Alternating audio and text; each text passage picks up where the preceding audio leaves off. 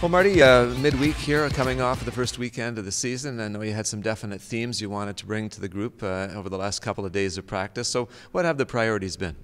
Well, I mean, we're still a relatively new group, a lot of new faces in comparison to last year, and I think that at times that showed in our first weekend. So, a lot of concepts that we've continued to push through training camp, we're continuing on that and trying to play a little bit faster than we did in Iowa. But all in all, it's a lot of the same with the message of we want to get better every day, and the players have responded to that. And one of the areas I know you're targeting is improved special teams. We saw some work on the power play. How easy is it to introduce concepts to a power play? Or maybe a better question would be, how much do you look at the personnel you have and try and tailor something to their skills and strengths? Yeah, I think you have to identify the personnel first and foremost when you're running a power play.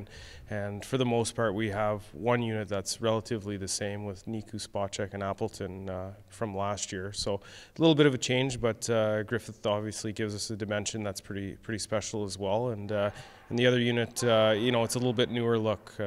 Schilling is probably the only real consistent player that we had on that unit last year. So a little bit more time to get used to each other and try to figure out what works best. But at the end of the day, we want to make sure that we have the results special teams wise. And we didn't do a good enough job last weekend, but we're hoping that this weekend we can maybe turn the tide there.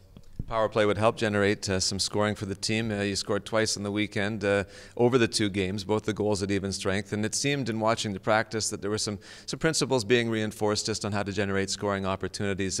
Is that important, just to create a mindset amongst players that they want to be that driven player at the offensive zone?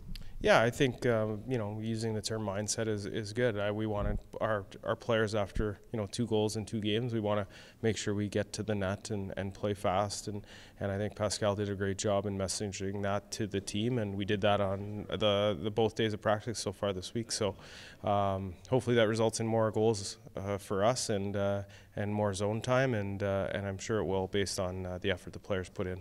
I know you guys watch so closely to see how the players react in every different situation. Coming off of the frustration of 2 losses on the weekend, what kind of a response have you seen from the group in terms of their outlook?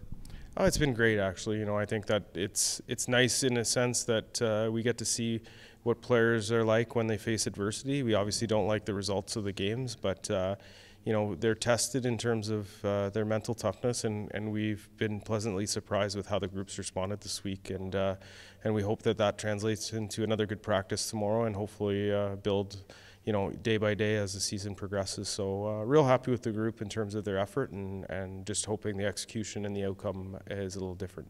I know that you try not to put too much importance on any game in particular during the regular season because they all matter, but is there something unique about a home opener?